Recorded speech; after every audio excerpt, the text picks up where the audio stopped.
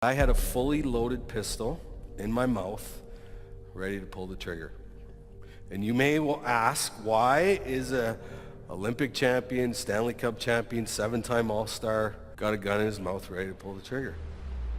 Well, my experience as a very young child was one of constantly living in fear.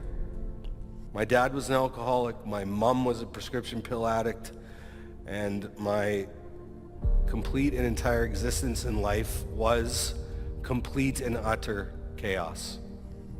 When I was 6 years old, I moved to a community in Russell, Manitoba, and the thing that I loved to do the most was I loved to play hockey. And then when I was 14 years old, over a 2.5-year period of my life, I was raped 150 times by my coach. And so I never slept for 27 years. Never slept. Because I was molested in a dark room where I couldn't see anything. And so every time I shut my eyes at night, I was in that dark room waiting for this man to force himself upon me. What I was left to deal with was the aftermath of all of these traumatic experiences. So I became addicted to drugs and alcohol and sex and gambling and food and workaholism to overcome the pain and suffering. But I faced consequence because of my drug addiction and my alcoholism. They kicked my ass out of the NHL. And so the reason why I had this gun in my mouth was I was completely and utterly exhausted from living in emotional pain and suffering for most of my life. And so shortly after the gun incident, and obviously I didn't pull the trigger, I started on a path of healing and recovery. I've strung over 3,000, 500 and some days of sobriety. I'm healing. I'm putting one foot in front of the other. I'm not depressed. I'm not anxious. I don't have panic attacks anymore. Why?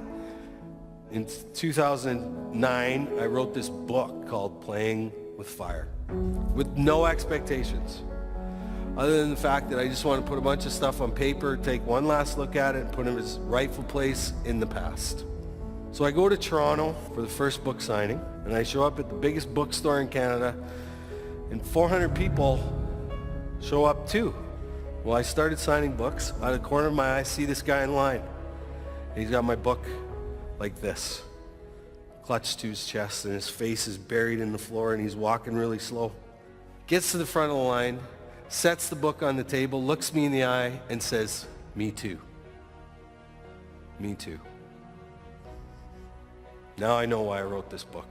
Because I go to the next city, and 10 quickly became 100, 100 became 1,000, 1,000 became 10,000, 10,000 became 100,000, 100,000 became 250,000, 250,000 became 500,000.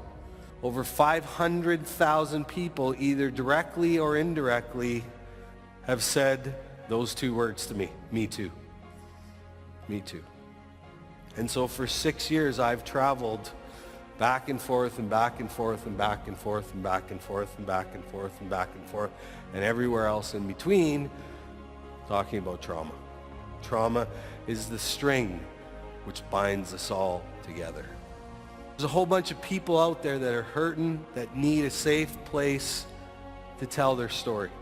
And that's what this is about. It's about sharing your story without shame, without fear, and be okay and be safe. My reality is the same reality that 1 in 3 girls and 1 in 5 boys have experienced in their lifetime. Look in the room. How many people are in the room? 1 in 3. In 2009, I was shitting in my pants going, what have I just done? And you know what you all did for me? You know what you said? You didn't shame me. You know what you said? Man, you have courage. Man, you have strength. And guess what? That's all I needed to hear. So we have an opportunity. We need people that talk about compassion, talk about love, talk about connection, and are willing to have the tough conversations.